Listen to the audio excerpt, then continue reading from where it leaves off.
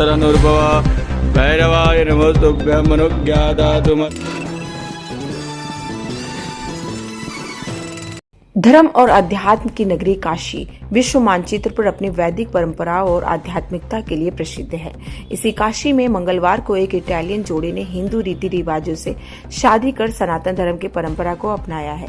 Italy की रहने वाली एंटोलिया और ग्लोरियस ने वेदायनी स्थित नवदुर्गा मंदिर में वैदिक मंत्रोच्चार के बीच पवित्र अग्नि को साक्षी मानकर 7 फेरे लिए और 7 जन्मों तक साथ निभाने का वचन दिया है।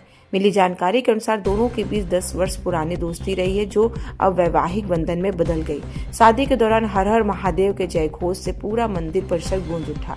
विवाह संस्कार का संचालन आचार्य मनोज मिश्रा के नेतृत्व में किया गया, जिसमें ब्राह्मणों ने वैदिक मंत्रों के साथ समस्त विधि विधान पूरे कराए। ग्लोरियस पारंपरिक सफारी सूट पहनकर दूल्हे के रूप में नजर आए, जबकि एंटोलिया लाल जोड़े में सजी हिंदू वधू के रूप में बेहद ही सुंदर लग रही थी।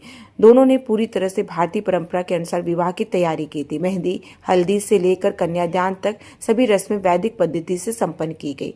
पंडित विकास ने इस दौरान बताया है कि ये जोड़ा 1 महीने पहले इटली में क्रिश्चियन रीति रिवाज से चर्च में विवाह कर चुका था, लेकिन उनका सपना था कि वे भारत के काशी में आकर हिंदू सनातन परंपरा के अनुसार 7 फेरे ले, इसीलिए वाराणसी आकर वैदिक विधि से विवाह किया है। उन्होंने बताया है कि दोनों इटली के एक निजी कंपनी में कार्यरत हैं और भारत की संस्कृति और अध्यात्म से गहरा लगाव रखते हैं।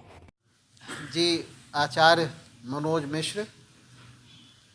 आचार्य जी, यहाँ पे विदेशी जोड़ों का शादी हुआ है, जी। कब से आपके संपर्क में थे, क्या नाम था और कहाँ के रहने वाले थे दोनों?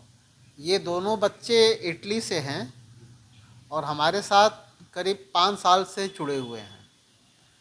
ये इटली के होते हुए, विदेशी होते हुए, हमारे भारतीय परंपरा में इनका अटूट निष्ठा है और ये उसको फॉलो करते हैं। और ये 2 साल से बच्चे कह रहे थे कि हम काशी आएंगे गुरुजी और हमारा विवाह आप वैदिक रीति से अवश्य कराएं। तो ये वहाँ कोर्ट से शादी करके आए थे और यहाँ आने के बाद इन्होंने इंतज़ार किया और भली भांति जो हमारा विवाह पद्धति है सनातन धर्म के अनुसार, उस रीति से और एक एक शब्द को समझते हुए और संस्कृत में बोले गए एक एक प्रोनाउंसिएशन का उच्चारण करते हुए इन्होंने बड़े ही हर्ष के साथ विवाह संपन्न इनका हुआ। गुरुजी, उच्चारण तो संस्कृत में हुआ होगा, इन लोग कैसे समझे, कैसे समझाया गया इन लोगों को? ये जो इनको संकल्प बोलना था, मज़े की बात कि इन्होंने संस्कृत में बोला उसको, लेकिन हमारी बिटियां हैं जिन्होंने ट्रांसलेट करके उनको एक एक चीज़ समझाया, बताया और इस तरीके से यह विवाह कार्य प्रभु कृपा से संपन्न हुआ। गुरुजी, ये कौन सी मंदिर पे इन लोगों का विवाह हुआ था और इससे पहले कितना विवाह आप इस तरह से करा चुके हैं जो विदेश के जोड़े रहने वाले हैं? ये बहुत ही प्राचीन मंदिर है, माता नवदुर्गा चामुंडा मंदिर के नाम से विख्यात है। और यहाँ पे आप समझिए हम लोग कम से कम भी विदेशी जोड़ों का विवाह कराए होंगे तो 100 विदेशी जोड़ों का विवाह यहाँ पे हम लोगों ने कराया है। कौन कौन से लोग इसमें जो है इस मंत्रोच्चारण के दौरान लोग शामिल रहे इसमें जो है?